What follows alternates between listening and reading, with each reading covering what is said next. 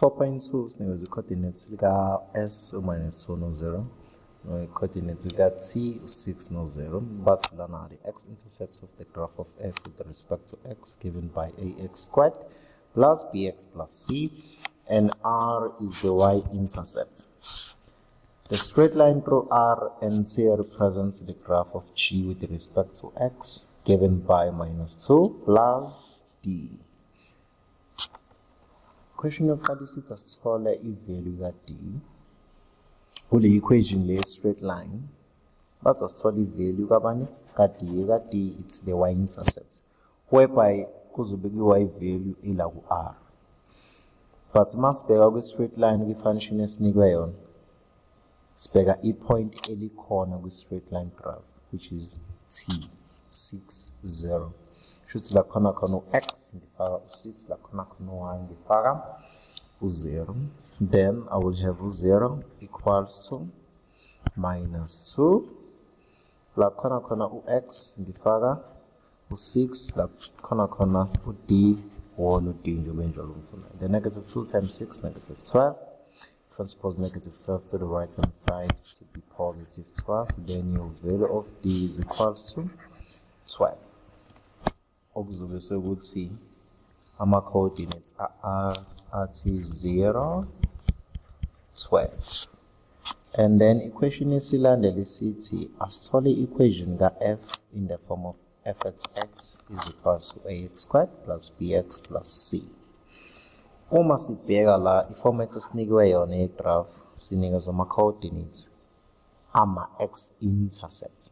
So kumele ngibhale in the standard form of the x-intercept for the parabolic curve.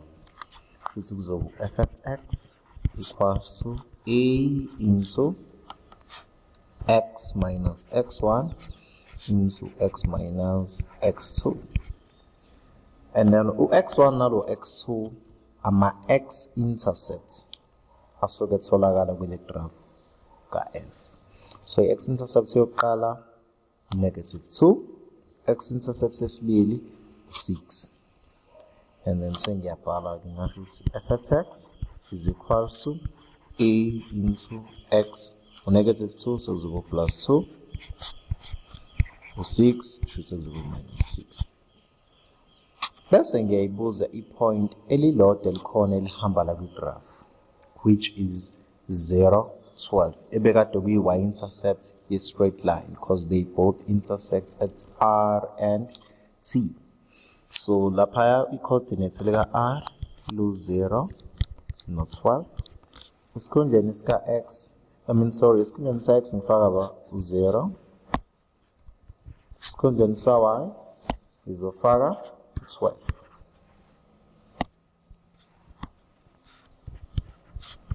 And then I will solve for a. 0 plus 2, 2, 0 minus 6 minus 6. 2 times negative 6, negative 12a equals to 12. And then a wako ufana ncamashi no negative 1. But as if in the standard formula x squared plus bx plus c, since we have an equation that f at x is equals to a or negative x1 so 2 x2 could be minus 6 la. Then I need to remove the brackets. Then x times x, x squared times negative x squared, negative 6 x plus 2x is negative 4x times negative to be positive 4x. Positive 2 times negative 6 will give me negative 12 times negative to give me positive 12. So the graph of f at x will be given by minus x squared plus 4x plus 12. Question elandela ithi uma ngabe u-f at x elingana ncamashi no minus x squared plus 4x plus 12, first sithola ama-coordinates at turning point. So there is a formula from the equation. The equation yokuthola ama-x-intercept a minus b plus or minus square root of b squared minus 4ac all over 2. Quadratic formula. So the portion engizoyishada le over to A will give you x or x coordinate, sorry, so the x coordinate of the turning point, which will be the axis of symmetry. Now, this formula is as coordinate the turning point should be and then la p positive 4, then I will have minus 4 all divided by 2, a minus 1, negative 4 divided by negative 2 will give you positive 2. To find the y value, we must do a substitution back from the original graph. So this will be no fx the corner x in fagu 2 minus into 2 all squared plus 4 into 2 plus 12, then your answer will be 16. So bubbles are coordinates a turning point, then the turning point of f will be given by xl2 y f16. Question is for which value or values of k will f(x) have two distinct roads?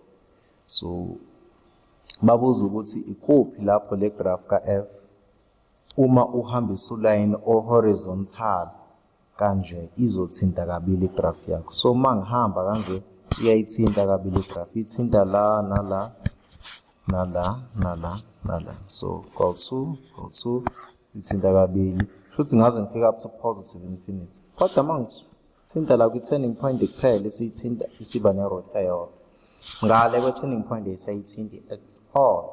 So usho ukuthi ilapho u-x u-y ila kwi-turning point and then abe ngizansi zona zonke inamba ezingaphansi kwe-turning point yegraph ka f.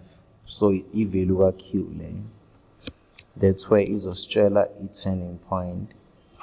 So ama-rotate so this is ilapho u-k a less than u-16 because ama-coordinates turning point athi 2 16. So izona zonke inamba ezingaphansi kwa-16 zikuyela izansi ezobe mangihambisa ngifuna ama-distant roads ngizobe ngiyithinta kabili igraph.